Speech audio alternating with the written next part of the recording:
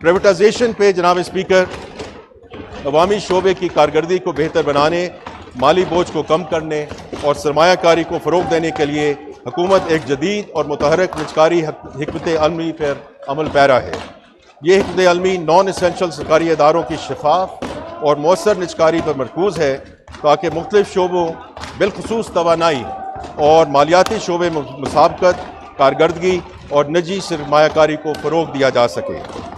माली साल 2025-26 में हमारा हदफ है कि हम PIA और रूजवेल्ट होटल जैसी अहम ट्रांजैक्शंस मुकम्मल करें और डिस्कोज एंड जेनकोज जैसी कलीदी एहसासों को निजकारी के लिए पॉलिसी और ज़ाब्ता जाती इस्लाहात को आगे बढ़ाएं। सबसे अहम बात यह है कि हम निजकारी को सिर्फ एक माली इक़दाम नहीं बल्कि पाकिस्तान की सरमाया मंडियों को वुसअत और गहराई देने का एक ज़रिया समझते हैं। मुनज़्ज़म पब्लिक लिस्टिंग और ऑफर्स के ज़रिए हमारा मकसद ये है कि सरकारी असासों को स्टॉक मार्केट में शामिल किया जाए ताकि मार्केट में शफाफियत बढ़े, सरमायाकारों की शिरकत मुमकिन हो और अवाम की मईशत में शमूलियत को फ़रोग़ दिया जा सके। I would now want to talk about the right sizing of the federal government. जनाब स्पीकर, हमने वफाकी हुकूमत की इदारा जाती तश्कील को वज़ीर आज़म साहब की विजन के मुताबिक दुरुस्त, मुनज़्ज़म और जदीद बनाने के इक़दाम का आगाज़ किया है। ये अहम और बुनियादी इस्लाहात इस असूल पर मबनी है कि हुकूमत अवामी सहूलियात की फराहमी के लिए टैक्स दहिंदगान पर कम से कम बोझ डाले, हुकूमती स्ट्रक्चर में इनोवेटिव आइडियाज़ के लिए साजगार माहौल दस्तयाब हो और हुकूमती कारोबारी मामलात में हिस्सा ना बने, बल्कि जो मैं बार बार कहता रहता हूँ और वज़ीर आज़म साहब भी यही कहते हैं, the private sector should lead the country. अब तक काबीना ने 10 वजारतों की राइट साइजिंग के मंसूबों की मंजूरी दे दी है जो अमल दरामद के मरहले में हैं। 6 डिवीजन्स को ज़िम करके 3 बना दी गई हैं। 45 कंपनियों और इदारों को प्राइवेटाइज, ज़म या वाइंड अप किया जा रहा है। तकरीबन 40,000 वेकेंट पोजीशंस को ख़त्म कर दिया गया है। अगली 10 वजारतों के लिए राइट साइजिंग की सिफारिशात को हतमी शक्ल दी जा चुकी है, जबकि मज़ीद 8 वजारतों के हवाले से तजावीज़ ज़ेर गौर है। Pension reforms. जनाब स्पीकर, पेंशन रिटायर्ड मुलाजमीन का बुनियादी हक है। पिछली कुछ दहाइयों में पेंशन स्कीम में एग्जीक्यूटिव ऑर्डर्स के जरिए तब्दीलियां की गई, जिसकी वजह से सरकारी खजाने पर बोझ पड़ा। पेंशन स्कीम को दुरुस्त करने और सरकारी खजाने पर बोझ को कम करने के लिए हुकूमत ने पेंशन स्कीम में इस्लाहात की हैं, जैसे कबल अज़ वक्त रिटायरमेंट की हौसला शिकनी, पेंशन इजाफा कंज्यूमर प्राइस इंडेक्स से मुंसलक, शरीक हयात के इंतकाल के बाद फैमिली पेंशन की मुद्दत 10 साल तक महदूद, एक से ज़ायद पेंशन का खात्मा, रिटायरमेंट के बाद दोबारा मुलाजमत की सूरत में पेंशन या तनख्वाह में से किसी एक का इंतखाब। अब मैं उन अहम मौज़ूआत का अहाता करना चाहता हूँ जनाब स्पीकर कि जो कि कौमी अहमियत के हामिल हैं। पहले क्लाइमेट चेंज। जनाब स्पीकर, माहौलियाती तब्दीली पाकिस्तान के लिए एग्जिस्टेंशियल थ्रेट है। ये हमारी बका का मसला है। पाकिस्तान माहौलियाती तब्दीली से सबसे ज़्यादा मुतासरा मुल्क में शामिल है। माहौलियाती तब्दीली के मनफी असरात का सद्देबाब हुकूमत की अहम तरजीहात में से एक है।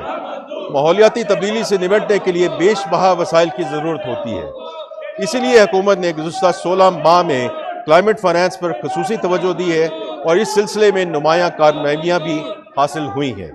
वर्ल्ड बैंक और IFC से कंट्री पार्टनरशिप फ्रेमवर्क के तहत पाकिस्तान को अगले 10 साल में $40 अरब के वसाइल मुहैया करेंगे। माहौलियाती तब्दीली से निपटना इस फ्रेमवर्क की अहम तरजीह है। इसी तरह 1 साल की अंत तक मेहनत के बाद IMF ने पाकिस्तान को $1.4 अरब की रेजिलियंस एंड सस्टेनेबिलिटी फैसिलिटी फराहम की है। हुकूमत पाकिस्तान ने पहले ग्रीन सकूक का भी इजरा किया है, जिसके ज़रिए माहौलियाती तब्दीली से मुतल्लिक मनसूबों के लिए मुकामी मार्केट से वसाइल की फराहमी मुमकिन हुई है। इन वसाइल की दस्तयाबी पाकिस्तान को माहौलियाती तब्दीली से महफूज बनाने में इंशाअल्लाह मददगार साबित होगी। मैं अब सोशल प्रोटेक्शन और बेनज़ीर इनकम सपोर्ट प्रोग्राम का जिक्र करना चाहूँगा। जनाब स्पीकर, हमारी हुकूमत एक जामे और मौसर समाजी तहफ़्फ़ुज़ के निज़ाम के ज़रिए मुआशरे के कमज़ोर तरीन तबक़ात के तहफ़्फ़ुज़ के लिए पुरअज़्म है। जारी माली साल 2024-25 के दौरान बेनज़ीर इनकम सपोर्ट प्रोग्राम ने कम आमदनी वाले ख़ानदानों को मुआशी मुश्किलात से बचाने में अहम किरदार अदा किया। 592 अरब रुपए के मुख्तस फंड में से एक कसीर रकम के ज़रिए 99 लाख मुस्तहिक ख़ानदानों को गैर मशरूत नकद इमदाद फराहम की गई। اس کے علاوہ 1,16,00,000 بچوں کو تعلیمی وظائف کے ضرور میں مالی معاونت فراہم کی گئی۔ BISP کے نشو و نما پروگرام کے تحت 15 لاکھ لیکٹیٹنگ اینڈ پریگننٹ مدرز کو اور ان کے 16 لاکھ بچوں کو نقد امداد اور غذائیت پر مبنی خصوصی خوراک فراہم کی گئی۔ مالی شمولیت کے فروغ کے لیے سال بھر میں 2,50,000 مستحقین کو فائنینشیل لٹریسی کی تربیت دی گئی۔ Information technology. جناب اسپیکر، IT کا شعبہ اپنی برآمدات کی صلاحیت کی وجہ سے ملکی معیشت کا ایک انتہائی اہم حصہ بن چکا ہے۔ ڈیجیٹل گورننس اور سائبر سیکیورٹی کے حوالے سے پاکستان کی خدمات کا بین الاقوامی سطح پر اعتراف کیا گیا ہے۔ Global cyber security index 2024، UNE government index اور ICT ڈیولپ انڈیکس میں پاکستان کی بڑھتی ہوئی رینکنگ ملک کے IT شعبے کی ترقی کا منہ بولتا ثبوت ہے۔ رواں مالی سال کے دوران پاکستان کی ICT برآمدات میں متاثر کن اضافہ ریکارڈ کیا گیا۔ سال کے 10 مہینوں میں یہ ایکسپورٹ 3.1 ارب ڈالر تک پہنچ گئی، جو پچھلے سال کی نسبت 21.2% زیادہ ہے۔ یہ نمایاں اضافہ حکومتی پالیسی کے نتیجے میں ہوا۔ اگلے مالی سال میں بھی اس شعبے میں ترقی کا سفر جاری رکھا جائے گا۔ اگلے 5 سالوں میں ICT ایکسپورٹس کو 25 ارب ڈالر تک بڑھانا کی منصوبہ بندی کر لی ہے۔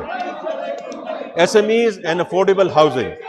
جناب اسپیکر، SMEs ہماری معیشت کی خوشحالی کے لیے ریڑھ کی ہڈی کی حیثیت رکھتی ہے۔ یہی وجہ ہے کہ وزیر اعظم پاکستان نے SMEs کے فروغ پر خصوصی توجہ دی ہے۔ اس سلسلے میں وزیر اعظم نے ایک اسٹیئرنگ کمیٹی تشکیل دی ہے تاکہ تمام سرکاری اداروں کی مربوط کوششوں سے اس شعبے کو فروغ دیا جا سکے۔ SMEDA نے 2024 سے لے کر 27 تک کے لیے 3 سالہ کاروباری منصوبہ تیار کیا ہے، جس کے اہم اجزاء میں SME فائنینسنگ میں اضافہ، برآمدات کا فروغ، صنعتوں کے مابین روابط، خواتین کی کاروباری شراکت اور موسمیاتی تبدیلیوں کے اثرات سے تحفظ شامل ہے۔ ایک بڑی کامیابی SME رسک کورج اسکیم ہے، جس کے تحت مئی 2025 تک 95,000 سے زیادہ SMEs کو 311 ارب سے زیادہ زائد کی مالی معاونت فراہم کی گئی۔ اس کے نتیجے میں کل SME فائنانس 471 ارب روپے سے بڑھ کر 641 ارب روپیہ ہو گیا ہے، جبکہ مستفید ہونے والے کاروباروں کی تعداد 1,74,000 سے بڑھ کر 2,62,000 تک پہنچ گئی ہے۔ حکومت کا عزم ہے کہ انشاءاللہ 2028 تک SME فائنانس کو 1,100 ارب روپے تک بڑھایا جائے اور مستفید کاروباروں کی تعداد 7,50,000 تک پہنچائی جائے۔ اسٹیٹ بینک آف پاکستان بینکوں، فن ٹیک اداروں اور دیگر اسٹیک ہولڈرز کے ساتھ مل کر SME فائنانس کے نظام کو بہتر بنانے کے لیے سرگرم ہے، اور حال ہی میں SME فائنانس سے متعلق نظر ثانی شدہ ضوابط عوامی مشاورت کے لیے جاری کیے گئے ہیں۔